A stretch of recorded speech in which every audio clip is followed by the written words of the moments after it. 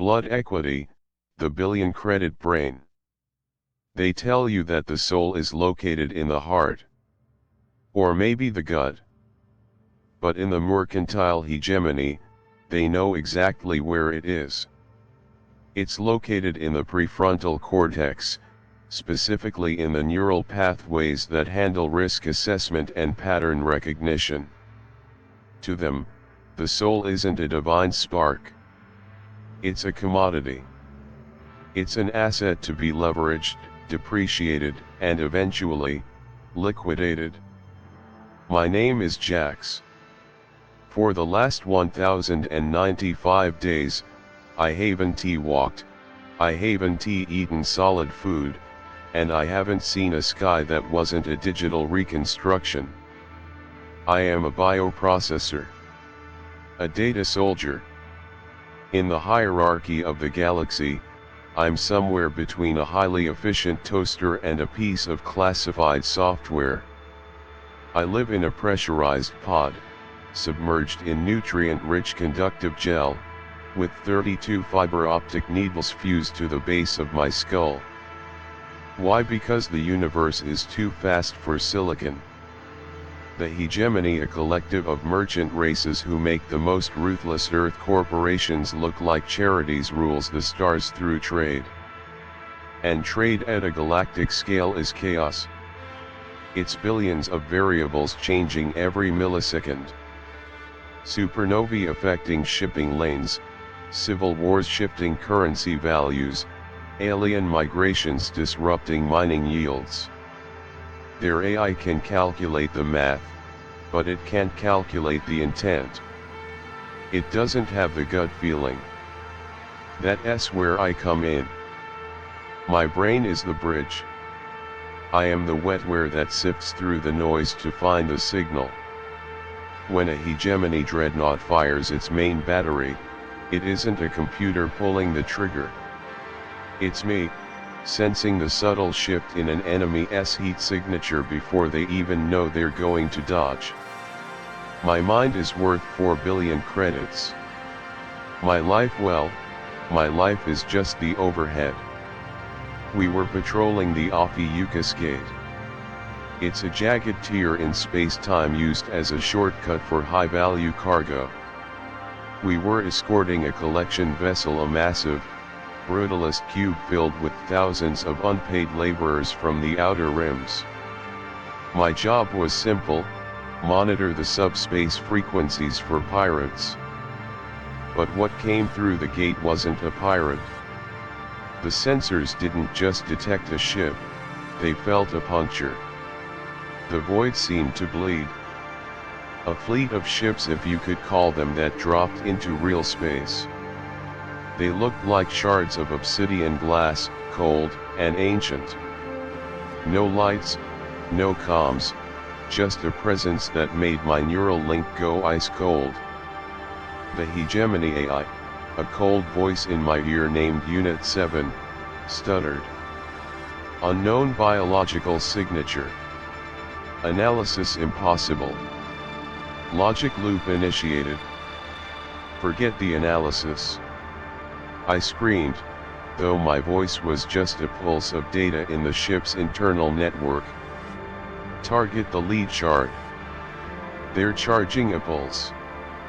Before the dreadnought's weapons could cycle, the lead alien ship let out a data spike. It wasn't a physical blast. It was a digital tsunami. It hit our firewalls like a sledgehammer hitting a glass window. Unit 7 went dark instantly. The ship's life support began to fail. The screams of the crew on the bridge came through the comms, but they sounded like digital garble. The spike hit my brain. It felt like someone had poured boiling lead into my ears. My synapses were firing so fast I could see the individual electrons moving. I was dying. My brain was melting under the load. But then, something happened. A human brain is a funny thing. When it's pushed to the absolute brink, it looks for patterns. It doesn't give up. Deep in my subconscious, I didn't see noise. I saw a map. I saw a sequence of numbers, prime numbers, universal constants, and a series of geometric proofs that shouldn't exist. I didn't block the attack. I indexed it. I pulled the spike into a quarantine sector of my own mind. In that heartbeat, the alien fleet vanished. Just like that. They didn't even stay to finish us off. They had sent their message, and they were gone. The silence that followed was worse than the noise. My dreadnought, the Golden Ledger, was a wreck. But I was different. I sat in my gel pod, feeling the data pulse behind my eyes. I knew what the spike was. It wasn't a weapon. It was an inheritance. It was the complete schematic for a zero-point energy siphon. Think about that. The hegemony controls the galaxy because they control the fuel. They control the Dyson spheres. They control the flow of power.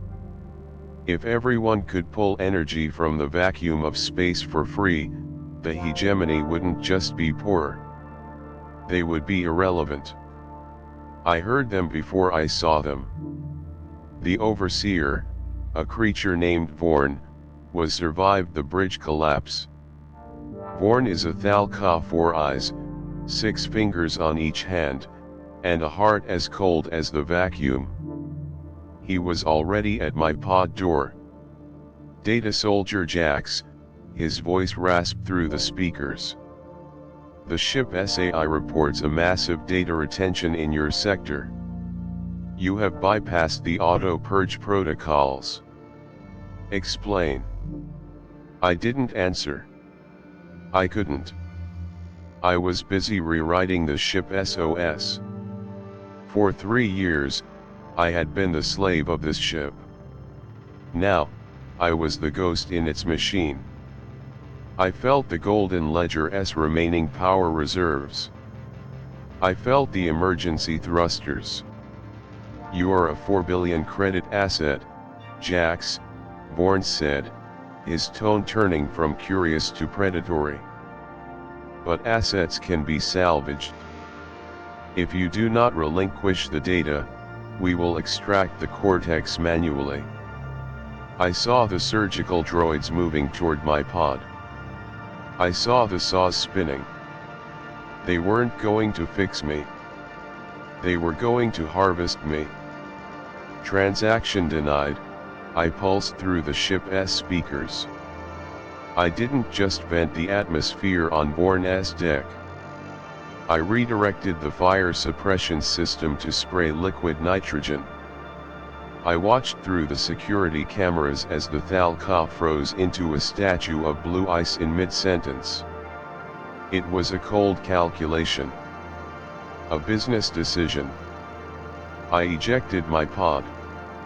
Not into a life raft, but into the ship's long-range recon vessel, the Kestrel. I had pre-programmed it to launch the moment the atmosphere dropped. I felt the G-force crush my fragile, atrophied body as the Kestrel tore away from the dying dreadnought. But the hegemony is a network. They are everywhere. Before I had even cleared the Ophiuchus system, the equity alerts went out. My face, or rather, my neural signature, was broadcast to every bounty hunter in the sector. I wasn't a man anymore. I was a lost asset. A mobile jackpot. The next 72 hours were a blur of neon and terror. I had to stay plugged in. If I disconnected from the Kestrel's life support, my body would fail in minutes. My muscles had forgotten how to support my weight. My eyes had forgotten how to process natural light. I was a prisoner of the data I carried. I ducked into the rust belts, a dense field of hollowed-out asteroids and abandoned mining rigs. It's the only place where the Hegemony's sensors struggle. But I wasn't alone. "Attention, Kestrel-class vessel," a voice crackled over the radio. It was smooth, professional, and terrifying. "This is the bounty hunter Sura. You have a very high price on your head, little processor. My sensors say you're burning up. That data is cooking your brain, isn't it?" She was right. The 0-point schematics were too vast. It was like trying to fit an ocean into a glass of water. Every hour, I lost a memory. I forgot the name of my mother. I forgot the smell of rain. I forgot what Earth looked like from the ground. I was being replaced by the blueprint. "I can make it quick," Sura continued. "I just need the head. The hegemony doesn't care about the rest of you. Give up, and I'll ensure your neural patterns are archived. You'll live forever in a simulation. Isn't that what you want?" "I want to be free," I croaked. It was the first time I had used my actual vocal cords in years. It sounded like grinding stones. I led her into the heart of a spinning silicate storm. I used the 0-point data to overclock my ship's engines to a point that should have been impossible. We were moving so fast that time itself felt like it was stretching. I saw Sura's ship, a sleek predator of a vessel, struggle to keep up. I didn't shoot at her. I didn't have to. I calculated the exact resonance frequency of the asteroid she was passing. I sent a focused sonic pulse through the Kestrel's comms array. The asteroid shattered, not from an explosion, but from math. The debris shredded her engines, leaving her drifting in the dark. But there were more.